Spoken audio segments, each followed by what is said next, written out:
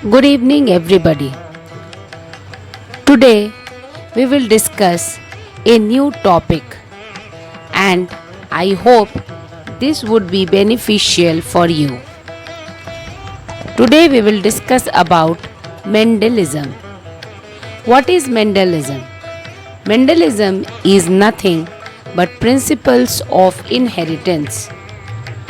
What is inheritance? Inheritance का क्या मतलब होता है? Inheritance is the transfer of characters from one generation to another.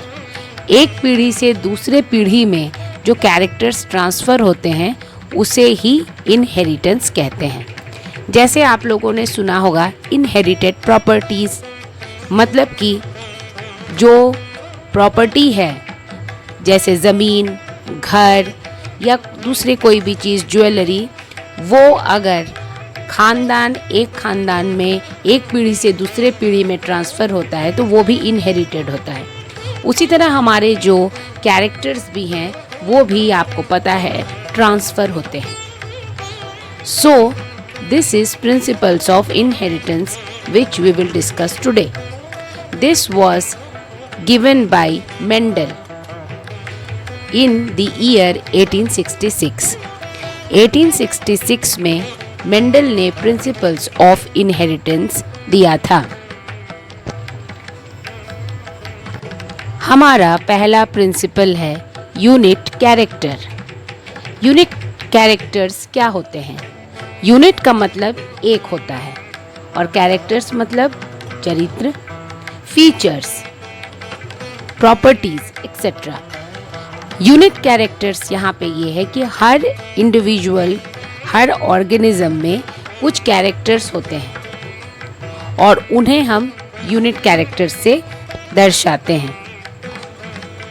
An organism has a large number of characters. बहुत सारे characters एक ऑर्गेनिज्म में होते हैं और सारे कैरेक्टर एक यूनिट के तरह, हर अलग अलग इंडिविजुअल कैरेक्टर एक एक यूनिट के तरह दर्शाता है. फॉर एग्ज़ाम्पल, आँखों का रंग एक कैरेक्टर हो गया, बालों का रंग एक कैरेक्टर हो गया, बोलने का तरीका एक कैरेक्टर हो गया. इस तरह के बहुत सारे कैरेक्टर्स होते हैं जिन्हें हर कैरेक्टर को एक एक यूनिट से हम दर्शाते हैं. हमारा नेक्स्ट जो प्रिंसिपल है वो है पेयर्ड फैक्टर्स. पेयर्ड मतलब जोड़ी, फैक्टर्स मतलब कैरेक्टर्स.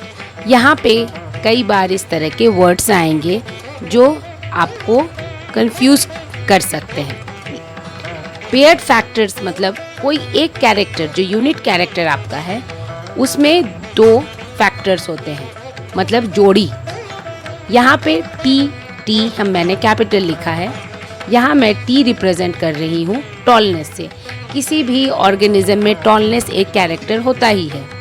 उसी तरह स्मॉल टी मैंने रिप्रेजेंट किया है ड्वार्फनेस, हाइट छोटा जो होता है उससे. तो ये जो कैरेक्टर्स होते हैं इनमें जो फैक्टर्स होते हैं वो पेयर्ड फैक्टर्स होते हैं, जोड़ी में रहते हैं. मतलब कि टॉल और टॉल दोनों फैक्टर एक कैरेक्टर में है वो जोड़ी में रहेंगे, या ड्वार्फ कैरेक्टर भी जोड़ी में रहेंगी. या फिर कई बार हम ऐसा देखते हैं और पाते हैं कि कोई टॉल है और ऐसा नहीं है कि वो सिर्फ टॉल है, उसमें शॉर्टनेस का भी कैरेक्टर हो सकता है जो हम आने वाले प्रिंसिपल्स में पाएंगे.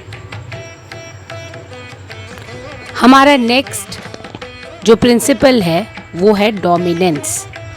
What is the meaning of dominance? Dominance का मतलब होता है किसी को दबाना. कोई भी चीज़ को डोमिनेट कर सकते हैं. तो डोमिनेंस यहाँ पे इस रेस्पेक्ट में क्या मतलब है? हमने अभी पाया कि हमारा जो कैरेक्टर है उसमें जो फैक्टर्स होते हैं वो पेयर्ड फैक्टर्स होते हैं. टॉल, शॉर्ट या फिर टॉल शॉर्ट. लेकिन हम देखते हैं कि कई बार कोई कैरेक्टर या कोई फैक्टर डोमिनेंट हो जाता है, मतलब कि वो विजिबल हो जाता है. यहाँ डोमिनेंस का मतलब है कि वो विजिबल हो जाए, वो दिखे. तो जो फैक्टर ये दो जोड़ी है, जोड़ी यहाँ आपको दिख रही है, टॉल टॉल का, शॉर्ट शॉर्ट का और टॉल शॉर्ट का। तो यहाँ पे ये स्मॉल टी कैपिटल टी ये फैक्टर है।